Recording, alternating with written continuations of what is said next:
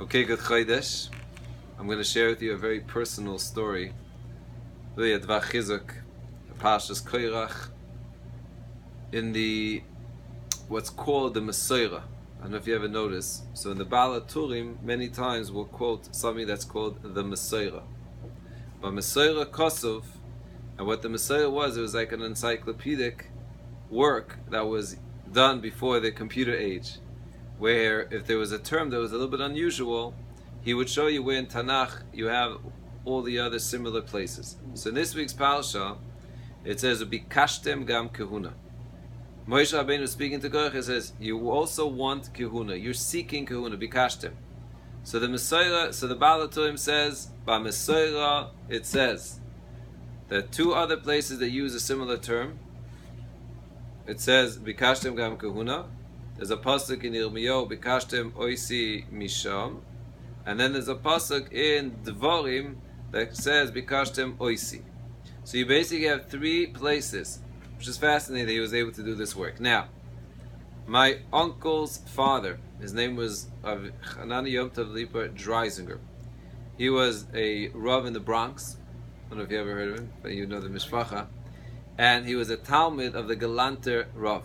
The Galanter Rav, which you probably heard, Rav Buxbaum, whose anacles are in the New Square and maybe other places. So he was an incredibly special Rav. In fact, he was one of the Rebbes that was on a train. And while the train was going to Auschwitz, and they knew it was going to Auschwitz, he knew, some of the students came over to him and said, we put together some of the jewelry and the different valuables that we have, and we are going to bribe we have bribed already one of the guards on this train. It's going to slow down in this place, and you're going to be able to jump out, and we have already someone that's going to take care of you, pick you up, and take you out. And he looked at them, and he said, does a leader, a sailor, meaning someone that's running the ship, the captain, thank you, jump ship? These are my students, you're my Talmidim, I'm going with the yeshiva. And that's how he perished and left the world.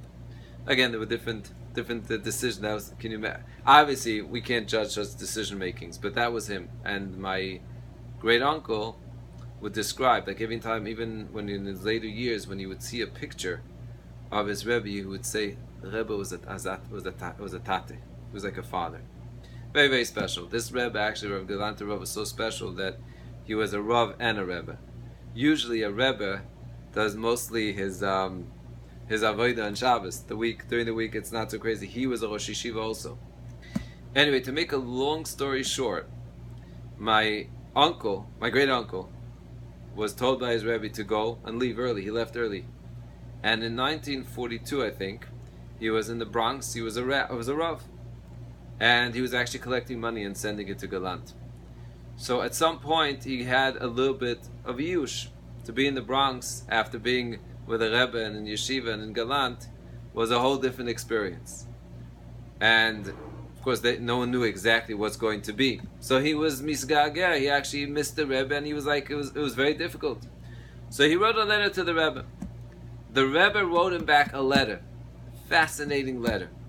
And he said, in the Mesorah it says, and he quoted this Mesorah that we just quoted from the Baal HaTurim, Bikashtem oisi misham, Bikashtem gam kehuna, Bikashtem oisi.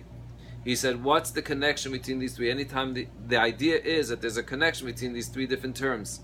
He said, what was the problem with korach? Korach wasn't such a bad guy, of course. Korach was an incredible guy. The Zohar says he could have been the Kohen Gadol in Yemei Mashiach. He was going to be.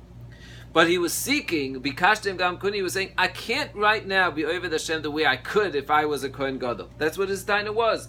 Dveikus, whatever it is, if I was in a different position, I would be doing so much better. So what's the response to that? Ubikashtem oisi. What are you saying, korach? You're seeking me. Bikashtem oisi misham. That's why it says, seek me from where you are. So the Galanter Rav said, you're in the Bronx now, and you want to seek the Rebbeinu Shalom. Don't say, if I was only back in Galant, wow, would I be over Hashem. No. You want me? Bikashtem oisi? Bikashtem oisi misham. You seek me from the Bronx, you seek me from wherever you are. And the Rabbi Dreisinger, he writes, he says that so many times a person finds himself, and he's always saying, I'll pass the Rosh Chodesh Tammuz and the bad days, then we'll start working. Elul, we'll get into it. And I work things out with my wife, or with my children, or whatever this case is, then I will serve the Rebbeinu, because right now I can't. If Hashem, you put me in a different place, I'll be over you. And the Rebbeinu and the Torah screams out, that was korach's problem. Korach said, if I'm only in a different place, I'll be able to serve you. This to me, the story, by the way, is such it's a chizuk, neira v'oyim, and it's something that's hinted in this Bikashtem Moisim Misham. Halvai, we should be zeicha to be mekayim a good chodesh.